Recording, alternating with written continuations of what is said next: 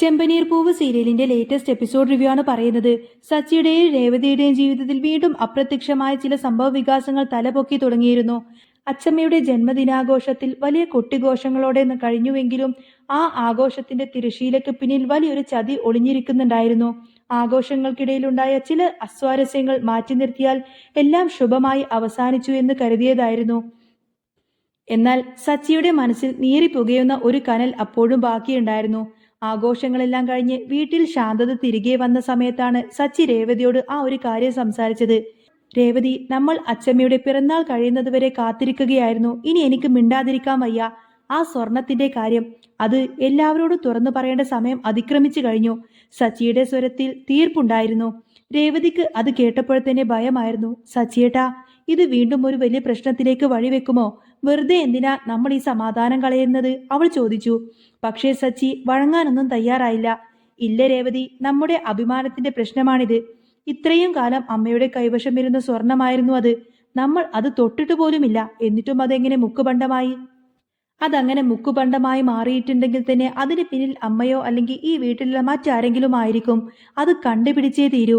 സച്ചിയുടെ ഈ വാശിക്കു മുന്നിൽ രേവതിക്ക് മറുവാക്കൊന്നും ഉണ്ടായിരുന്നില്ല. അവൻ നേരെ ഹാളിലേക്ക് നടന്നു. എല്ലാവരെയും വിളിച്ചു കൂട്ടി. സച്ചിയുടെ മുഖഭാവം കണ്ടപ്പോൾ തന്നെ എന്തോ പന്തികേടുണ്ടെന്ന് ചന്ദ്രമതിക്കും സുധീക്കും തോന്നുന്നുണ്ടായിരുന്നു. ചന്ദ്രമതി ഭയത്തോടെയാണ് അങ്ങോട്ടേക്ക് വന്നത്. എന്താടാ സച്ചി, എന്താ കാര്യം? രവീന്ദ്രൻ ചോദിച്ചു.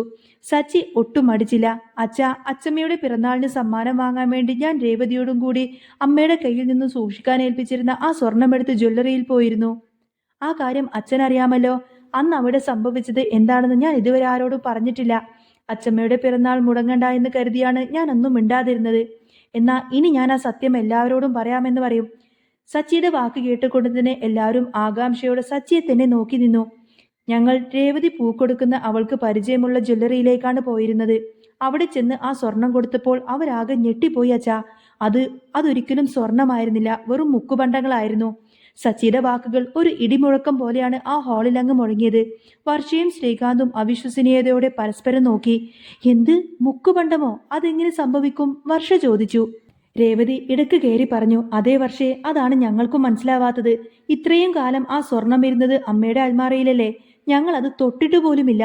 ജ്വല്ലറിയിൽ ചെന്നപ്പോൾ അത് മുക്കുപണ്ടമാണെന്ന് പറഞ്ഞപ്പോൾ ഞങ്ങൾ ആകെ തരിച്ചുപോയി. പരിചയമില്ലാത്ത ഏതെങ്കിലും കടയിലായിരുന്നെങ്കിൽ ഞങ്ങളെ അപ്പൊ തന്നെ പോലീസിനെ പിടിച്ചു കൊടുത്തേനെ. ഭാഗ്യത്തിനവർക്ക് എന്നെ നന്നായിട്ട് അറിയാവുന്നത് കൊണ്ട് മാത്രം ഞങ്ങൾ അന്ന് രക്ഷപ്പെട്ടു. അത് കേട്ടതോടുകൂടി തന്നെ രവി രോഷത്തോടെ ചന്ദ്രക്ക് നേരെ തിരിഞ്ഞു. ചന്ദ്രേ, നീ ഇതിന് മറുപടി പറഞ്ഞേ പറ്റൂ. നിന്റെ കയ്യിലല്ലേ ആ സ്വർണം ഇത്രയും കാലം ഇരുന്നത്? പിന്നെ അതെങ്ങനെയാണ് ഈ മുക്കുപണ്ടമായത്? ചന്ദ്രമതി ആകെ വിയർത്തു തുടങ്ങി. എങ്കിലും പിടിച്ചു നിൽക്കാൻ അവൾ ശ്രമിച്ചുകൊണ്ടേയിരുന്നു. ഞാനെന്ത് പറയാനാ? ഞാൻ അത് ഭദ്രമായി അൽമാരയിൽ വെച്ചതേയുള്ളൂ. ഞാൻ നിങ്ങളുടെ സ്വർണ്ണമൊന്നും എടുത്തിട്ടില്ല. എനിക്കതിനെ പറ്റിയിട്ടൊന്നും അറിയില്ല എന്ന് കള്ളം പറയട്ടെ ചന്ദ്രമതി. അപ്പോഴേക്കും സുധി അതിൽ ഇടപെട്ടു. അമ്മ എന്തിനാ ഈ പേടിക്കുന്നത്? അമ്മ എടുത്തിട്ടില്ലെങ്കിൽ പിന്നെ എന്തിനാ അമ്മ ഈ പേടിക്കുന്നത്? കള്ളന് കഞ്ഞി വെച്ചവൻ വിയർക്കുമെന്നാണല്ലോ. സുധിയുടെ സംസാരം കേട്ടപ്പോൾ തന്നെ സച്ചിക്കങ്ങ് ദേഷ്യം വന്നു. എടാ, നീ എന്തിനാടാ ഇടക്ക് കയറിയിട്ട് ഇങ്ങനെ വർത്താനം പറയുന്നത്? നിന്റെ മുഖത്തെ ഭാവം കണ്ടാൽ തന്നെ അറിയാം നിനക്കിതിൽ എന്തോ പങ്കുണ്ടെന്ന്. സച്ചി തിരിച്ചടിച്ചു. സുധി ആകെ പരിങ്ങി നിന്നു. ഞാനെന്ത് ചെയ്തു? വെറുതെ എന്നെ ഇതിലേക്ക് വലിച്ചേക്കേണ്ട, സുധി പേടിയോട് കൂടെ പറഞ്ഞു. പക്ഷേ സച്ചി ഏതായാലും സുധിയെ വിടാനൊന്നും ഉദ്ദേശിച്ചില്ല. അമ്മേ, സത്യം എന്തായാലും പുറത്തു വരും. അന്ന് ഈ വീട്ടിൽ ആരാണ് കള്ളനെന്ന് എല്ലാവർക്കും മനസ്സിലാവും. ആ സമയത്തിന് രവി നിസ്സഹായനായിട്ട് തലയിൽ കൈവച്ചു. എന്റെ ഈശ്വര, സ്വന്തം മക്കളുടെ സ്വർണം പോലും മോഷ്ടിക്കുന്ന അവസ്ഥയിലേക്ക് ഈ വീട് അധപ്പതിച്ചോ? ചന്ദ്രേ, നീ ഇത് എന്ത് പണിയാണ് കാണിച്ചത്? ചന്ദ്രമതി വീണ്ടും കരഞ്ഞു വിളിച്ചു പറഞ്ഞു. എന്റെ രവിയേട്ടാ, ഞാൻ ആ സ്വർണം മാറ്റിയിട്ടൊന്നുമില്ല. ഇവൾ സ്വർണവുമായി അവളുടെ വീട്ടിലേക്ക് പോയിരുന്നല്ലോ. അവിടെ വെച്ച് ആരെങ്കിലും മാറ്റിയതാണോന്ന് ആർക്കറിയാം? രേവതിക്ക് അത് കേട്ടപ്പോൾ ഒട്ടും തന്നെ സഹിച്ചില്ല. രേവതി ദേഷ്യപ്പെട്ടുകൊണ്ട് തന്നെ പറഞ്ഞിട്ട്, അമ്മേ, അനാവശ്യം വിളിച്ചു പറയരുത്. എന്റെ വീട്ടുകാർക്ക് ഇതിന്റെ ഒന്നും ആവശ്യമില്ല. കൊടുത്തിട്ടുണ്ടെങ്കിൽ തന്നെ ഞാനത് അന്തസ്സായിട്ട് പറയും. ഇത് അമ്മയുടെ കയ്യിലിരുന്നപ്പോൾ തന്നെ സംഭവിച്ചതാണ്. വെറുതെ ഇനി ഇതിലേക്ക് എന്റെ വീട്ടുകാരെ വലിച്ചേക്കേണ്ട. അങ്ങനെ ആ വീട്ടിൽ ഈ വിഷയത്തെക്കുറിച്ചിട്ടുള്ള തർക്കം മുറുകിയപ്പോൾ ഒടുവിൽ പോലീസിൽ പരാതി നൽകാമെന്ന രവീന്ദ്രൻ നിർദ്ദേശം മുന്നോട്ട് വെച്ചു. നമുക്ക് പോലീസിൽ പറയാം. 5 ലക്ഷം രൂപയുടെ സ്വർണമാണ്. ഇത് വെറുതെ കളയാൻ പറ്റില്ല.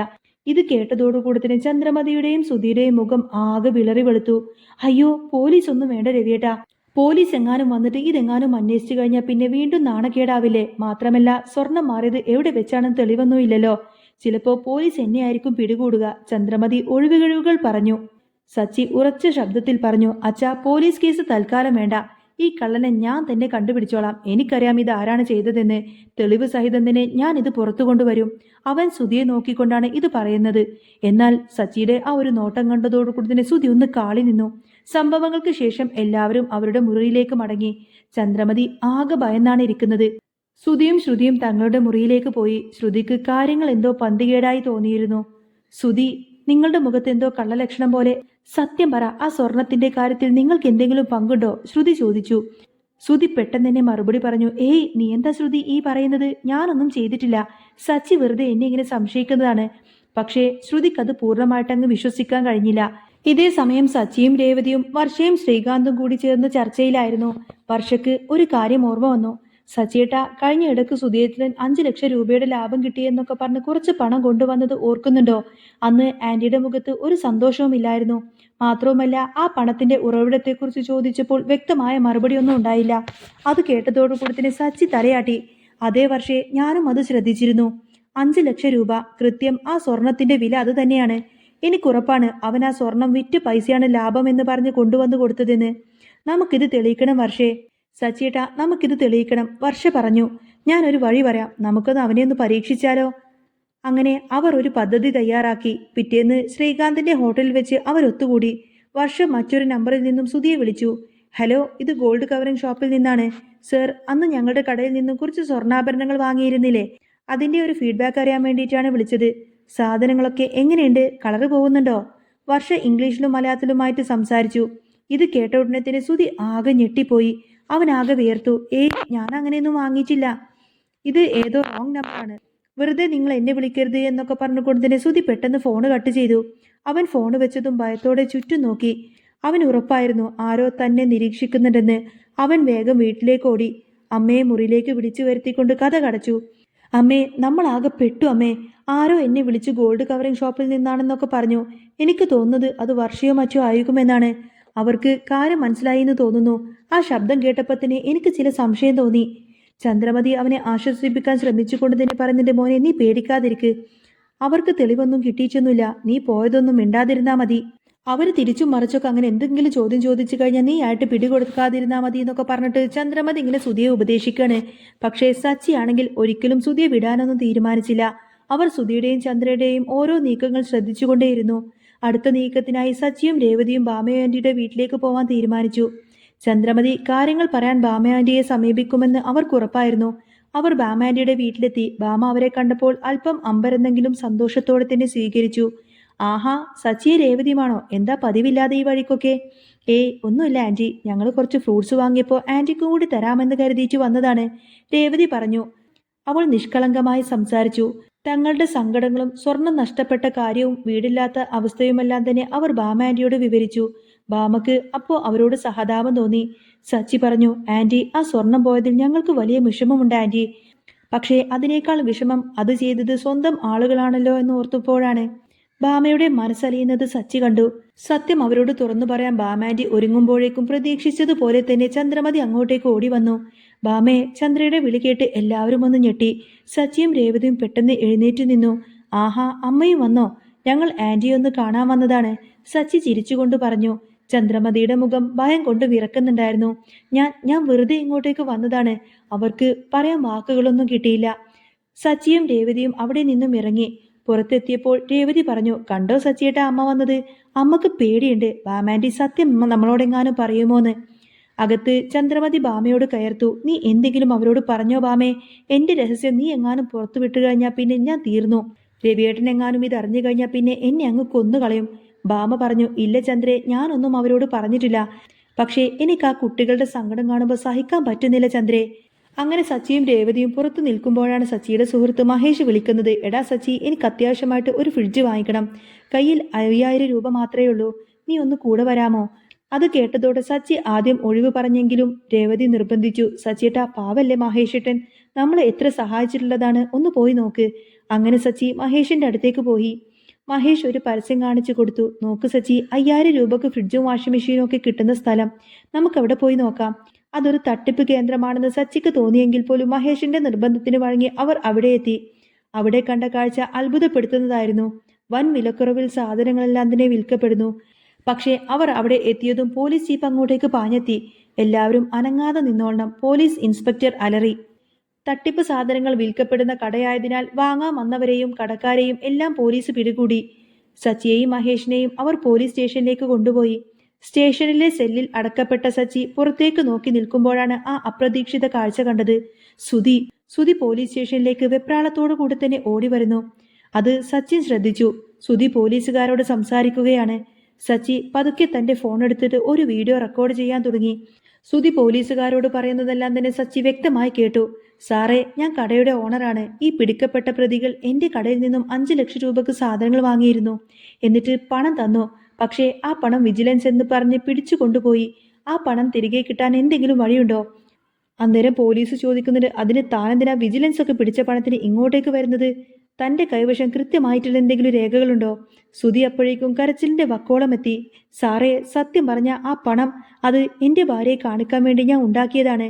ബിസിനസ്സിൽ ലാഭം കിട്ടിയെന്ന് പറയാൻ യഥാർത്ഥത്തിൽ ആ പണം എന്റെ അനുജന്റെ ഭാര്യയുടെ സ്വർണം വിറ്റ് ഞാൻ ഉണ്ടാക്കിയതാണ്. ആ സ്വർണം വിറ്റ പൈസയാണ് ഈ തട്ടിപ്പുകാരൊക്കെ കൊണ്ടുപോയത്. എനിക്ക് ആ പൈസ തിരിച്ചു കിട്ടിയില്ലെങ്കിൽ ഞാൻ ആകെ തീർന്നു പോകും സാറേ. സുധിയുടെ വെളിപ്പെടുത്തൽ കേട്ടതോടുകൂടി തന്നെ സച്ചി ആകെ ഞെട്ടിപ്പോയി. താൻ അന്വേഷിച്ച് നടന്ന ആ കള്ളൻ ഇതാ തന്റെ കൺമുന്നിൽ തന്നെ വന്നു നിൽക്കുന്നു. അതും കുറ്റസമ്മതം നടത്തുന്നു പോലീസുകാരോട്. സുധി സ്വന്തം വായ കൊണ്ട് തന്നെ സത്യങ്ങളെല്ലാം വിളിച്ചു പറയുകയാണ്. ആ സ്വർണം എടുത്തതും അത് വിറ്റതും ആ പണം തട്ടിപ്പുകാർ കൊണ്ടുപോയതും എല്ലാം സച്ചി ഒരു വീഡിയോ മുഴുവനായിട്ട് പകർത്തി. ദൈവമായിട്ട് കൊണ്ടുവന്ന തെളിവ്. അധികം വൈകാതെ തട്ടിപ്പ് കടയിൽ സാധനം വാങ്ങാൻ വന്നവരാണ് സച്ചിയും മഹേഷും എന്ന് ബോധ്യപ്പെട്ട പോലീസുകാർ അവരെ വിട്ടയച്ചു. പുറത്തിറങ്ങിയ സച്ചിൻ മഹേഷിനെ കെട്ടിപ്പിടിച്ചു. എടാ, നീ കാരണമാണ് എനിക്ക് ഈ തെളിവെല്ലാം തന്നെ കിട്ടിയത്. ഇനി ഞാൻ ഏതായാലും അവനെ വെറുതെ വിടില്ല. വീട്ടിൽ തിരിച്ചെത്തിയ സച്ചി രേവതിയോട് കാര്യങ്ങളെല്ലാം തന്നെ തുറന്നു പറഞ്ഞു. ഇത് കേട്ടപ്പോൾ രേവതിക്ക് തൊട്ടു നിന്നെങ്കിൽ വിശ്വസിക്കാൻ കഴിഞ്ഞില്ല. സച്ചിയേട്ടാ, ഇത്രയും വലിയൊരു ചതി അവൻ നമ്മളോട് ചെയ്യുമെന്ന് കരുതിയില്ലല്ലോ. വൈകുന്നേരം എല്ലാവരും ഹാളിലേക്ക് ഇരിക്കുകയായിരുന്നു. രവീന്ദ്രനും ചന്ദ്രമതിയും വർഷയും ശ്രീകാന്തും അങ്ങനെ എല്ലാവരും വന്നു നിൽക്കുന്നുണ്ട്. സച്ചി അങ്ങോട്ടേക്ക് വന്ന് പറഞ്ഞു, അച്ഛാ, ആ സ്വർണ്ണക്കള്ളനെ ഞാൻ കണ്ടുപിടിച്ചു അച്ഛാ. അത് കേട്ടതോടുകൂടി തന്നെ സുധി ആകങ്ങനെ ഞെട്ടിവെച്ചു. ചന്ദ്രമതിയുടെ മുഖം വിളറി. ആരാടാ സച്ചി അത്? നീ എന്താ ഈ പറയുന്നത്? രവീന്ദ്രൻ ചോദിച്ചു. അതൊക്കെ പറയാം അച്ഛാ, അതിനു മുൻപ് നമുക്കൊരു സിനിമ കണ്ടാലോ? സച്ചി TV ഓൺ ചെയ്ത് തന്റെ ഫോൺ ടിവിയുമായിട്ട് കണക്ട് ചെയ്തു. സ്ക്രീനിൽ പോലീസ് സ്റ്റേഷനിലെ ദൃശ്യങ്ങളെല്ലാം തന്നെ തെളിഞ്ഞു. സുധി പോലീസുകാരോട് കുറ്റസമ്മതം നടത്തുന്ന ആ ഒരു ദൃശ്യമായിരിക്കട്ടോ ടിവിയിൽ തെളിയുന്നത്. സുധി സംസാരിക്കുന്നുണ്ട്. എന്റെ അനുജന്റെ ഭാര്യയുടെ സ്വർണം വിറ്റാണ് ഞാൻ ആ പണം ഉണ്ടാക്കിയത് സാറേ. അതെന്റെ ഭാര്യയെ കാണിക്കാൻ വേണ്ടി സുധിയുടെ ശബ്ദം ഹാളിൽ മുഴങ്ങി. എല്ലാവരും അത് കേട്ട് ആകെ സ്തംഭിച്ചു നിന്നുപോയി. ശ്രുതിക്ക് ഇതൊരിക്കലും വിശ്വസിക്കാൻ പോലും കഴിഞ്ഞില്ല. അവൾ സുധിയെ നോക്കിക്കൊണ്ട് അലറി, സുധി, എന്താ ഞാനീ കേൾക്കുന്നത്? അപ്പോ 5 ലക്ഷം രൂപ അത് നിങ്ങൾക്ക് ലാഭം കിട്ടിയതല്ലായിരുന്നോ? നിങ്ങൾ രേവതിയുടെ സ്വർണം മോഷ്ടിച്ചതായിരുന്നോ? സുധിക്ക് ശ്രുതിയുടെ ചോദ്യത്തിൽ മറുപടിയൊന്നും ഇല്ലായിരുന്നു. അവൻ ശ്രുതിക്ക് മുന്നിലങ്ങ് തല താഴ്ത്തി നിന്നു. രവീന്ദ്രൻ രോഷം കൊണ്ട് കുറച്ചു. അദ്ദേഹം ചാടി എഴുന്നേറ്റ്, എടാ നീജ, സ്വന്തം അനുജന്റെ സ്വർണം മോഷ്ടിക്കാൻ നിനക്ക് എങ്ങനെയാടാ മനസ്സ് വന്നത്? ഇത്രയും വൃത്തികെട്ടവനായിരുന്നോടാ നീ എന്നൊക്കെ ചോദിച്ചുകൊണ്ട് തന്നെ രവീന്ദ്രൻ സുധിയുടെ മുഖത്തങ്ങ് ആഞ്ഞടിച്ചു. അപ്പോഴേക്കും ചന്ദ്രമതി ഓടി വന്ന് തടയാൻ ശ്രമിച്ചു. രവിയേട്ട, പ്ലീസ് രവിയേട്ട, അവനൊരു തെറ്റു പറ്റിയതാണ്, അവനെ തല്ലല്ലേ രവിയേട്ട എന്നൊക്കെ പറഞ്ഞുകൊണ്ട് തന്നെ ചന്ദ്രമതി ഇങ്ങനെ തടയാൻ ശ്രമിക്കും. അപ്പോഴേക്കും രവീന്ദ്രൻ ദേഷ്യപ്പെട്ടുകൊണ്ട് തന്നെ ചന്ദ്രമതിയോട് പറഞ്ഞിട്ട്, ചന്ദ്രൻ, നീ മിണ്ടിപ്പോവരുത്. നിനക്കും ഇതിൽ പങ്കുണ്ടെന്ന് എനിക്കറിയാം. അവൻ ആ സ്വർണം എടുത്തപ്പോൾ നീ അറിഞ്ഞില്ലായിരുന്നോ? നീ അല്ലായിരുന്നോടി ആ ഒരു സ്വർണം സൂക്ഷിച്ചിരുന്നത്? അന്നേരം ചന്ദ്ര കരഞ്ഞുകൊണ്ട് പറഞ്ഞു, എനിക്കതൊന്നും അറിയില്ലായിരുന്നു രവിയേട്ട. ഇവൻ പെട്ടുപോയതാണെന്നറിഞ്ഞപ്പോൾ ഞാൻ അവനെ ചെറുതായിട്ടൊന്ന് സഹായിച്ചതാണേ. എന്ത് സഹായിച്ചതോ? കള്ളത്തരത്തിന് കൂട്ടുനിൽക്കുന്നതാണോടി സഹായം? രവീന്ദ്രന് ദേഷ്യം അടക്കാൻ കഴിഞ്ഞില്ല. ഇനി മേലാൽ എന്റെ മുറിയിൽ നീ വന്നു പോവരുത്. ഇത്രയും നാണം കെട്ടൊരു കാര്യം ചെയ്തിട്ട് നിനക്ക് എങ്ങനെയാടി ഇവിടെ നിൽക്കാൻ തോന്നുന്നത്? എന്നാൽ ശ്രുതി ചെയ്ത ആ ഒരു തെറ്ററിഞ്ഞതുകൊണ്ട് തന്നെ ശ്രുതി ആകെ നാണം കെട്ട് തലം താഴ്ത്തി പോവാട്ടോ സച്ചിക്കും രേവതിക്കൊക്കെ മുന്നിൽ. സച്ചി അവളോട് പറഞ്ഞു, ശ്രുതി, നീ അന്ന് വലിയ വർത്താനൊക്കെ പറഞ്ഞിരുന്നല്ലോ, നിന്റെ ഭർത്താവ് വലിയ ബിസിനസ്സുകാരനാണെന്നും ലക്ഷങ്ങൾ സമ്പാദിക്കുന്നുണ്ട് എന്നൊക്കെ. ഇപ്പൊ കണ്ടില്ലേ അവന്റെ യഥാർത്ഥ രൂപം? 5 ലക്ഷം രൂപയുടെ സാധനം ബില്ലില്ലാതെ കടം കൊടുത്ത് പറ്റിക്കപ്പെട്ട പൊട്ടനാണ് നിന്റെ ഭർത്താവ്. എന്നിട്ട് ആ നഷ്ടം നികത്താൻ വേണ്ടിയിട്ട് എന്റെ ഭാര്യയുടെ സ്വർണം മോഷ്ടിച്ചു. നാണമില്ലല്ലോ അവൻക്ക് എന്നൊക്കെ പറയുന്ന സമയത്തിന് ശ്രുതിക്ക് മറുപടിയൊന്നുമില്ലാതെ അവൾ ശ്രുതിയെ നോക്കിയിട്ട് പല്ലിറുമി. എന്നിട്ട് ശ്രുതിയോട് പോയി ചോദിക്കുന്നത്, ഓ, നിങ്ങൾ എല്ലാവർക്കും മുന്നിൽ വെച്ച് എന്നെ അങ്ങ് നാണം കെടുത്തിയല്ലേ? അങ്ങനെ ആ ഒരു സംഭവങ്ങൾക്കെല്ലാം ശേഷം ശ്രുതിയും നേരെ മുറിയിലേക്ക് എത്തി. ശ്രുതിയെ പുട്ട് പൊതിരിയിട്ട് അടിക്കാൻ തുടങ്ങി. എന്താ മനുഷ്യൻ നിങ്ങൾ ഈ പണി കാണിച്ചത്? എനിക്ക് എന്ത് വിലയാണിപ്പോൾ ഈ വീട്ടിലുള്ളത്? രേവതിക്കും സച്ചിക്കും മുന്നിൽ ഞാൻ ആകെ തല കുനിച്ച് നിൽക്കേണ്ടി വന്നില്ലേ? ശ്രുതി വേദന കൊണ്ട് കരഞ്ഞു. ശ്രുതി, ഞാൻ നിന്നെ വിഷമിപ്പിക്കാതിരിക്കാൻ വേണ്ടിയിട്ടില്ലേ അങ്ങനെ ചെയ്തത്? ആ പൈസ പോയെന്നെങ്ങാനും നീ അറിഞ്ഞാൽ നീ ഒരുപാടധികം സങ്കടപ്പെടുമെന്ന് ഞാൻ കരുതി. അന്നേരം ശ്രുതി പറഞ്ഞത്, എന്നിട്ടിപ്പോൾ എന്തായി? ഇതിലും വലിയൊരു നാണക്കേട് ഇനി ഉണ്ടാവാനുണ്ടോ? ഇനി 5 ലക്ഷം രൂപ നമുക്ക് എവിടെ നിന്നും ഉണ്ടാക്കി കൊടുക്കും? ശ്രുതി ചോദിച്ചു. എനിക്കറിയില്ല ശ്രുതി, നീ നിന്റെ ആ അമ്മാവനില്ലേ ആന്റണി, അവരോടൊന്ന് ചോദിച്ചു നോക്ക്. പലിശക്കെങ്കിലും എന്തെങ്കിലും പണം അവർ തരുമായിരിക്കും. അങ്ങനെ ആ ഒരു പണം ഒപ്പിക്കാൻ വേണ്ടിയിട്ട് ശ്രുതിക്ക് മറ്റൊരു വഴിയും ഇല്ലായിരുന്നു. അതുകൊണ്ട് തന്നെ ശ്രുതി നേരെ ആന്റണിയെ കാണാൻ വേണ്ടിയിട്ട് പോയി. ആന്റണി ജയിലിൽ നിന്നും ഇറങ്ങിയ സമയമായിരുന്നു അത്. സച്ചിയോടുള്ള പക ആന്റണിയുടെ മനസ്സിൽ കനലായി എരിയുന്നുണ്ടായിരുന്നു. ശ്രുതി ചെന്ന് കാര്യങ്ങളൊക്കെ പറഞ്ഞു. അങ്കിൾ, എനിക്കൊരു 5 ലക്ഷം രൂപ വേണം. ശ്രുതി ചെന്നിട്ട് ആന്റണിയോട് കാര്യങ്ങളൊക്കെ പറഞ്ഞു. ആന്റണി, എനിക്കൊരു 5 ലക്ഷം രൂപ വേണം. സച്ചിയുടെ സ്വർണത്തിന്റെ കാശ് കൊടുക്കാനാണ്. വലിയ നാണക്കേടായി. ആന്റണി ചിരിച്ചു. ഓ, അപ്പോ സച്ചി ജയിച്ചു അല്ലേ? സാരമില്ല, നിനക്ക് ഞാൻ എത്ര പണം വേണമെങ്കിലും തരാം. പക്ഷേ വെറുതെ ഒന്നും തരില്ല. സച്ചിയെ തകർക്കാൻ വേണ്ടിയിട്ട് നീ എന്റെ കൂടെ കൂടണം. ആ ഒരു സഹായം നീ എനിക്ക് ചെയ്തു തന്നേ പറ്റൂ. അങ്ങനെയാണെങ്കിൽ ഞാൻ നിന്നെ പണം തന്ന് സഹായിക്കാം എന്നൊക്കെ പറയാട്ടോ ആന്റണി. ശ്രുതിക്ക് അത് സമ്മതിക്കേണ്ടി വരികയാണ്. ശ്രുതി പറയുന്നുണ്ട്, സമ്മതിച്ചു, ഞാൻ എന്തും ചെയ്യാം. എനിക്ക് സച്ചിയുടെയും രേവതിയുടെയും അഹങ്കാരം ഒന്ന് തീർന്നു കിട്ടിയാൽ മതി. എന്റെ ഭർത്താവിനെ അവരെല്ലാവരും കൂടി എന്റെ മുന്നിൽ വെച്ചാണ് നാണം കെടുത്തിയത്. അതുകൊണ്ട് എനിക്ക് പണം കിട്ടിയേ തീരൂ എന്ന് പറയുന്ന സമയത്ത് തന്നെ ആന്റണി ഉടനെ തന്നെ പണം എടുത്തു കൊടുക്കും. ദാ ഇത് വെച്ചോ, ഇത് കൊടുത്തിട്ട് നീ ആദ്യം അവരുടെ വായടപ്പിക്കാൻ നോക്ക്, ബാക്കിയൊക്കെ നമുക്ക് വഴിയെ കാണാമെന്ന് പറയും. പണവുമായി ശ്രുതി നേരെ വീട്ടിലേക്കെത്തി. എല്ലാവരും ഇരിക്കുമ്പോൾ ഹാളിൽ വെച്ചിട്ട് തന്നെ ആ ഒരു പണം സച്ചിക്ക് മുന്നിലേക്ക് അങ്ങ് നീട്ടിയത്. ഇതാ നിന്റെ 5 ലക്ഷം രൂപ. എന്റെ ഭർത്താവ് എടുത്ത സ്വർണത്തിന്റെ വില. ഇതിൽ എന്തെങ്കിലും കുറവുണ്ടോയെന്ന് നീ എണ്ണി നോക്കിക്കോ, ശ്രുതി അഹങ്കാരത്തോടെ പറഞ്ഞു. സച്ചി ആ പണം നോക്കി. ഇത് ഞങ്ങളുടെ അവകാശമാണ് ശ്രുതി, അല്ലാതെ നിന്റെ ഔദാര്യമൊന്നുമല്ല. എന്റെ സ്വർണം നിന്റെ ഭർത്താവ് കട്ടോണ്ടു പോയി, അത് തിരിച്ചറിയാൻ നീ ബാധ്യസ്ഥയാണ്. അന്നേരം രവീന്ദ്രൻ രേവതിയോട് പറഞ്ഞിട്ട്, മോളെ രേവതി, നീ ആ പണം വാങ്ങിച്ചു വെക്കുക, അത് നിനക്കുള്ളതാണ്, നിന്റെ അവകാശം തന്നെയാണത്. രേവതി ആ ഒരു പണം വാങ്ങി. ശരിയാണച്ചാ, ഇത് ഞങ്ങൾക്ക് വലിയൊരു ആശ്വാസം തന്നെയാണ്. ഞങ്ങളുടെ സ്വപ്നങ്ങൾക്കുള്ള പണമാണിത്. അന്നേരം ശ്രുതി പുച്ഛത്തോടെ പറയുന്നത്, നിങ്ങൾക്ക് ഈ 5 ലക്ഷം രൂപ വലിയ കാര്യമായിരിക്കും, പക്ഷേ എനിക്കതൊന്നും ഒന്നുമല്ല. ഞാൻ എൻ്റെ അങ്കിളിനെ സഹായം ചോദിച്ച് വിളിച്ചപ്പോഴേക്കും എനിക്ക് കിട്ടിയ പണമാണിത്. അന്നേരം സച്ചി ചിരിച്ചുകൊണ്ട് തന്നെ ചോദിക്കുന്നുണ്ട്, ഓ, ആ ജയിലിൽ കിടക്കുന്ന ആന്റണി അല്ലേ നിനക്ക് പണം തന്നത്? കൊള്ളാം. കള്ളന്റെ ഭാര്യയ്ക്ക് പണം തരാൻ പറ്റിയ മറ്റൊരു ഗുണ്ട തന്നെ വേണം. ശ്രുതി ദേഷ്യത്തോടെ മുറിയിലേക്ക് പോയി. ചന്ദ്ര ഒന്നും മിണ്ടാതെ അവിടെ തന്നെ നിന്നു. രവീന്ദ്രൻ ചന്ദ്രമതിയെ രൂക്ഷമായി നോക്കി. ഇനിയെങ്കിലും നിനക്കൊന്ന് നന്നായിക്കൂടെ ചന്ദ്രേ? ആ മകൻ ചെയ്ത തെറ്റിന് നീയും കൂടെ കൂട്ടുനിന്നില്ലേ? ഇനി ഏതായാലും നിനക്ക് ഈ വീട്ടിലൊരു സ്ഥാനം ഉണ്ടാവില്ല എന്നൊക്കെ പറയട്ടെ രവീന്ദ്രൻ. രവീന്ദ്രൻ അങ്ങനെ അകത്തേക്ക് പോയി. സച്ചിയും രേവതിയും പരസ്പരം നോക്കി നിന്ന് ചിരിച്ചു. സത്യം ജയിച്ചിരുന്നു. കള്ളത്തരങ്ങളെല്ലാം തന്നെ പൊളിച്ചടുക്കി അവർ തങ്ങളുടെ അഭിമാനം തിരിച്ചു പിടിച്ചു. ആ പണം ഉപയോഗിച്ച് തങ്ങളുടെ പണി പൂർത്തിയാകാത്ത മുറി പണിയാനോ അതോ വേറെ എന്തെങ്കിലും ചെയ്യണോ എന്ന് ആലോചിച്ചു അവർ സന്തോഷത്തോടെ മുറിയിലേക്ക് നടന്നു.